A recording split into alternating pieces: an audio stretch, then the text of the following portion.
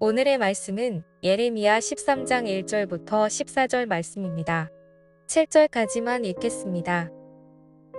여호와께서 이와 같이 내게 이르시되 너는 가서 뱃띠를 사서 내 허리에 띠고 물에 적시지 말라 하시기로 내가 여호와의 말씀대로 띠를 사서 내 허리에 띠니라. 여호와의 말씀이 다시 내게 임하여 이르시되 너는 사서 내 허리에 띈 띠를 가지고 일어나 유브라데로 가서 거기서 그것을 바위 틈에 감추라 하시기로 내가 여호와께서 내게 명령하신 대로 가서 그것을 유브라데 물가에 감추니라. 여러 날 후에 여호와께서 내게 이르시되 일어나 유브라데로 가서 내가 내게 명령하여 거기 감추게 한 띠를 가져오라 하시기로 내가 유브라데로 가서 그 감추었던 곳을 파고 띠를 가져오니 띠가 썩어서 쓸 수 없게 되었더라.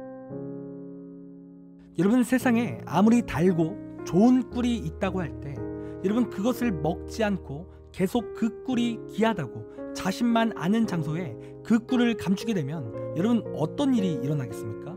여러분 처음에는 문제가 없겠지만 시간이 가면 갈수록 그 꿀은 썩어 버릴 거예요. 그리고 그 귀했던 꿀을 버리게 되겠죠.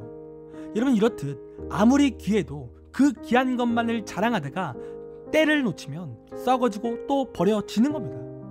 여러분 오늘 말씀을 보면 바로 이러한 말씀을 하고 있는데요. 여러분 오늘 말씀 1절부터 7절 말씀을 보면 하나님께서 예레미야 선지자에게 명령을 하십니다.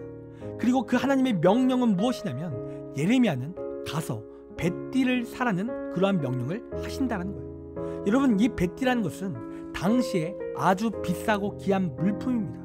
그런데 하나님께서 예레미야에게 그 뱃띠를 구입하라고 하셨고 또 그 뱃띠를 유브라데에 가서 바위 틈에 감추어 두라는 말씀을 하셨다는 거예요. 그리고 시간이 한참 흘러 다시 예레미야에게 하나님께서 명령하셨는데 그 뱃띠를 다시 가져오라는 말씀을 하신다는 겁니다.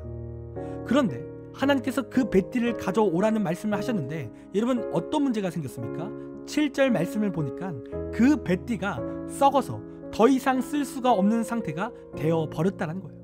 그 귀하고 그 비싼 뱃띠가 썩어서 아무런 가치가 없는 상태가 되어 버렸다는 거죠. 여러분 그렇다면 하나님께서 왜 그 귀한 그 뱃띠를 바위 틈에 감추라는 명령을 왜 하셨을까요? 여러분 분명 하나님께서는 그렇게 하면 그렇게 뱃띠를 방치하면 썩어질 것을 아셨지만 왜 그러한 명령을 하나님께서 하셨을까요? 여러분 하나님께서는 지금 이스라엘의 상태를 이 뱃띠를 통해 말씀을 전하시기 원하셨기 때문입니다. 그러니까 이스라엘이 이 뱃띠처럼 될 수 있다는 거예요. 여러분 이스라엘도 더 정확하게 말해 남유다도 하나님의 사랑을 받는 자들이죠. 그래서 어제 말씀을 우리가 볼 때에도 하나님께서는 이스라엘을 향해 애칭을 사용하시면서 하나님께서 이스라엘을 얼마나 사랑하시는지 우리가 알 수 있었습니다.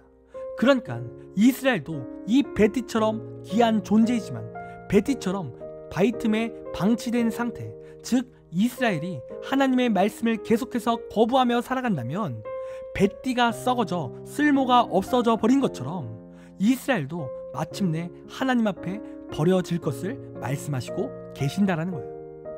여러분 이스라엘은요 계속해서 하나님의 말씀을 거부합니다. 그들은 교만해서 하나님을 따르지 않는 거예요. 그리고 교만하여 우상신을 따르는 거죠. 그리고 이 모습은 마치 어린아이가 부모의 양육이 이제는 더 이상 필요치 않다고 하면서 내 멋대로 하겠다라는 상태와 비슷한 거예요.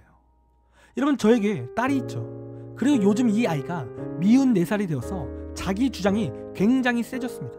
그러면서 엄마 아빠가 하지 말라는 행동을 그렇게 하는 거예요.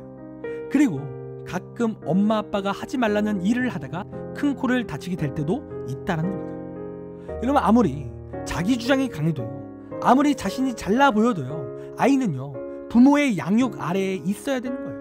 그 섭리를 벗어나는 순간 여러분 사고가 생기고 문제가 생기는 겁니다. 여러분 마찬가지로 하나님의 사람들은요 아무리 자신이 세상에서 어떤 업적을 이루었던지 또 얼마의 재산이 있던지 이런 것에 상관없이 하나님의 섭리 아래에 있어야 되는 거예요. 여러분 이스라엘이 여러분 왜 망했습니까? 자신들이 잘났다라고 생각을 했기 때문에 그래요. 말씀보다 자신의 생활 양식이 더 중요한 거죠. 그리고 계속해서 이렇게 하나님의 말씀을 거부한다면 마침내 하나님과의 완전한 단절을 경험하게 된다라는 아주 무서운 말씀을 하나님께서 오늘 하시는 겁니다. 여러분, 하나님의 사람은요, 하나님의 말씀 안에 있을 때, 그 위대한 하나님의 섭리 아래 있을 때 여러분 사람은 완벽한 거예요. 여러분, 복음서의 말씀을 보면요, 예수님께서는 나는 포도나무요 너희는 가지라 라는 말씀을 하십니다. 여러분, 가지는요 포도나무 옆에 딱 붙어 있어야 된다라는 뜻인 거예요. 여러분, 가지가 열매를 맺을 때 여러분 혼자 땅에 떨어져 있어야 맺을 수 있겠습니까? 여러분, 아니죠. 여러분, 가지가 열매를 맺으려면 반드시 그 나무에 딱 붙어 있어야 되는 거예요. 그 나무에 붙어서 그 나무가 공급해주는 영양분을 이 가지가 받아 먹어야 되는 거죠. 그리고 마침내 그렇게 가지가 나무에 딱 붙어 있다면 그 가지는 열매 맺는 가지가 되는 겁니다. 그런데 가지가 나 혼자 열매를 맺겠다고 교만하여 땅바닥에 혼자 있다면 여러분, 그것은 열매 맺는 상태가 아니라 더 이상 필요가 없고 쓸모가 없는 죽음의 상태라고 말할 수 있는 겁니다. 여러분, 이렇듯 가지는요 나무에 붙어 있어야 되는 거예요. 그리고 사람은 하나님 곁에 붙어 있어야 된다라는 거죠. 여러분, 사람은 하나님 옆에 붙어 있을 때 여러분 사람은 진정으로 존귀한 존재이고 위대한 존재가 될 수 있는 거예요. 그리고 하나님이 아닌 다른 것에 붙어 있다면 여러분 그 상태는 교만한 상태이고 또 썩어지는 상태라고 말할 수 있는 겁니다. 여러분, 그렇기에 이 시간 우리의 삶이 하나님을 믿는다면 반드시 하나님께 붙어 있어야 될 줄 믿습니다. 그리고 우리가 하나님 곁에 붙어 있기 위해서는 언제나 우리가 그 말씀 가운데 반응하고 순종하는 삶을 살아야 되는 거죠. 여러분, 그렇게 이 시간 하나님의 말씀에 반응하길 원해요. 세상을 두려워하는 것이 아니라 하나님의 말씀을 두려워하십시오. 여러분, 우리가 그렇게 하나님의 말씀 가운데 반응하고 또 순종한다면 여러분, 우리는 귀한 존재요, 복에 복이 넘치는 인생이 될 것입니다. 여러분, 그런 이 시간 하나님께 순종함으로 하나님과 함께하는 우리의 귀한 인생이 되기를 간절히 원합니다. 기도하겠습니다. 하나님, 우리의 인생이 하나님께 붙어있는 인생 되기 원합니다. 하나님, 우리가 하나님과 함께 있을 때 우리의 인생은 존귀합니다. 하나님, 우리의 인생은 복될 줄 믿습니다.